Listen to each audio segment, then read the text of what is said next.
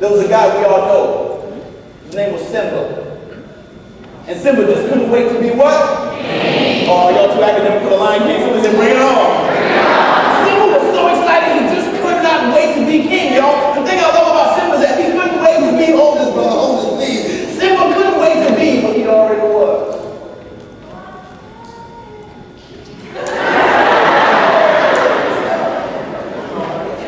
Think about it. Simba couldn't wait to be what he already was.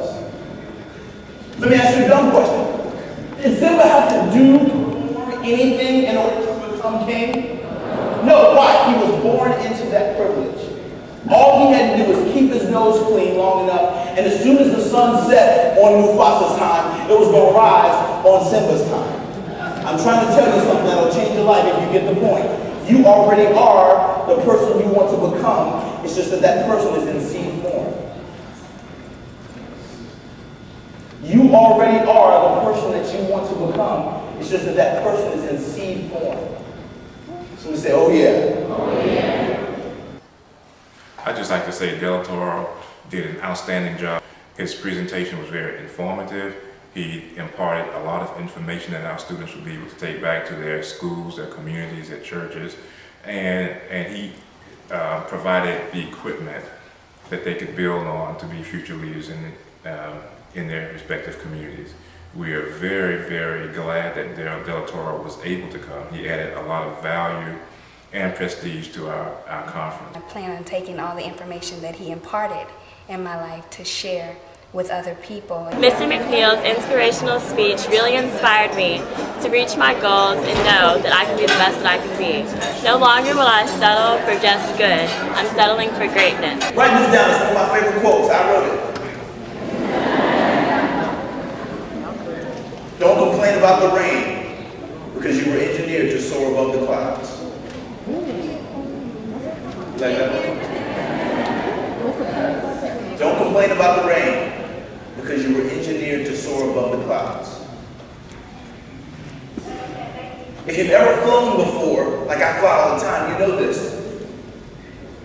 It can be raining in the city that you're departing from. But if you just get on that plane, buckle up, ride through some of that turbulence when that plane first takes off, and give that plane about a good 10 minutes, all of a sudden that plane is going to get to the clouds, then it's going to get through the clouds, and then all of a sudden, by the time you reach cruising altitude at 35,000 feet, you have now soared above the very circumstance that you were complaining about. Planes soar above the clouds, and you were designed to soar above your problems. You might want to write that one down. You were engineered to soar above any challenge that would try to stop you from succeeding in school. Having Mr. McNeil come in and speak to the students was really exciting for me, just to watch the students get so involved and engaged. It's very seldom that you see students want to participate in a workshop experience. And these students came in, they were excited, they were motivated, they were engaged, and they really learned about leadership. Last night's event was very phenomenal. I really appreciate everything that Mr. McNeil had to say. It really encouraged me. Listen, young brothers, we got to decide who we're trying to please. You know, one of the biggest things that's going to cause you a lot of pain in life, young black men, are you listening to me? Are y'all hearing me? One of the biggest things that's going to cause you a lot of pain is trying to please your homeboys. One of the things that will cause you the largest amounts of pain is trying to please your homeboys. Why? Just do it. Do me a quick favor. Look at the folks that you hang with and ask yourself these questions. Can this person give me a job? If I had enough money to start my own company, would I hire this person as my CEO? Listen. If I were to get married to the woman of my dreams, and I had to fly out of town, could I trust this person with my wife and kid? If the answer to those questions are no, why are you trying to dress like them? Why are you trying to talk like them, hang like them, dummy down like this.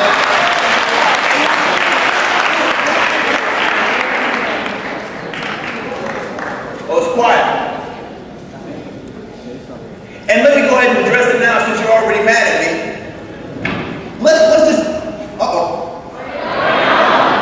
What in the heck is up with the pants below the butt, fellas?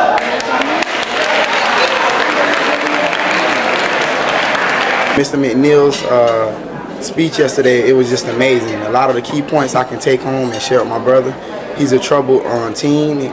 My mother and I go through a lot of changes with him, but I think these seeing a positive impact that a turnaround had on his life, taking it back home, sharing it with my brother can also have a positive effect. I really don't like to read, but the way that he told us about the book really encouraged me. College and Bound, the College Bound book. I really want to read it as soon as I get a chance to, and I can't wait to hear what his message is today. Thank you. The pants below the butt concept came from prison, and when gay men in prison wanted to advertise that they were available for intercourse, they would wear their pants below their butt so that it was easy access for the person that was coming back. So fellas, unless you are trying to advertise to another dude, I suggest you go get a nice belt, pull your pants up, and put them where God designed them to be, which is around your waist. I think a sensational job. I mean, I can't define it in words at this point how good and how strong this brother comes in and does his business. You can't even focus on your degree, which you're paying for, because you're associated with trash in your relationships. And here's just let me make sure that I help you understand something. Most people, write this down. Most people, have you ever known somebody who was hanging out, somebody, whether it was guy or girl, was in a relationship with somebody else, and they knew the relationship was toxic, but they stayed in it? We all know people like that, right? Some of us in this room are those people. And we wonder why the person doesn't get out of the bad relationship. Can I help you with this? Somebody say, bring it on. It's because most people prefer, write this down, most people prefer known hell rather than unknown heaven. Most people prefer known hell rather than unknown heaven, which means they prefer known drama and trash rather than unknown bliss and excellence. They prefer known drama to unknown ecstasy. Why? Because if I know, I'm with her because I need somebody to make me feel like I'm a man. Because there's other inadequacies in my life. But she is toxic to me, but I'm staying with her because at least I know her. And although she might be the queen I'm looking for, I can't see her because I'm all wrapped up in this right here. So I prefer known ignorance rather than unknown excellence. Because the unknown is a scary thing. But you've got to overcome your fear and pursue quality and excellence in everything that you do, and especially in your relationships. Somebody say, oh yeah. And you know, sweetie, I'm not calling you trash and drama. You know that. You are excellent. I see it all in your face. I see it in your head, dude. I just love it. I just want to say that this has been a very inspirational experience for me coming here and being able to see and hear Mr. McNeil speak. I'm just really inspired every year I come, especially this year with Mr. McNeil and his presentation about leadership.